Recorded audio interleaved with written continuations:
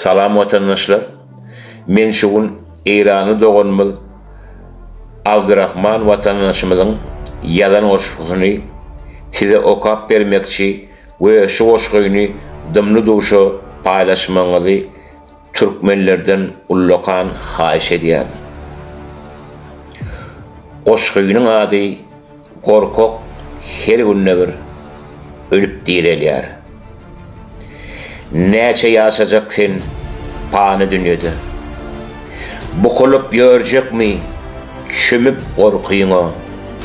Yaraşmayar korkuluk Türkmen tarihi. Kahramanlık bilen parlan halkımı. Korkok her günne bir ölüp direliyar. Erkek dimdik yaşar, ölse bir ölür. Nirelerde gitti batır yüreğin, gözlü tap yüreğini dolan erkine, yürekte saklama şaglat sözünü, bir gün ölecek değil misin, bu korku neyme? Korkok her günne bir ölüp direliyar, erkek dimdik yaşar, ölse bir ölür. Diline, sözüne dil yetirseler, eşitmedik olup kelsiren bolyan, namusunu arını depeleseler de, görmeyen kişi olyarsın, kanın aynanok. Korkok her günne bir ölüp direliyar, erkek dimdik yaşar, ölse bir ölür. Dostun urlun vakti senin haray yok. Senem urlun günün dostun gelen ok. Ne arkadaşma var, ne bir katnaşık. Gel gürleşülü diysem, dilin çıkan ok.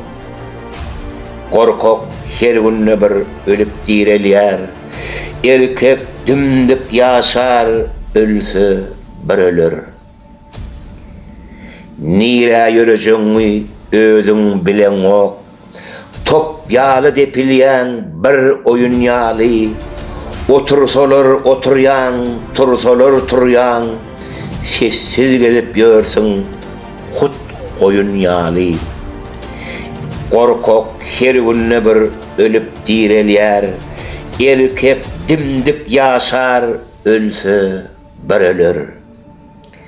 Degmeseler bolya, yaşayın diyen, yönü kalbin içi hasretten dolu, kursoğunu öňe tut, polat yalı bol, dirilini görküz, ey Türkmen oğlu.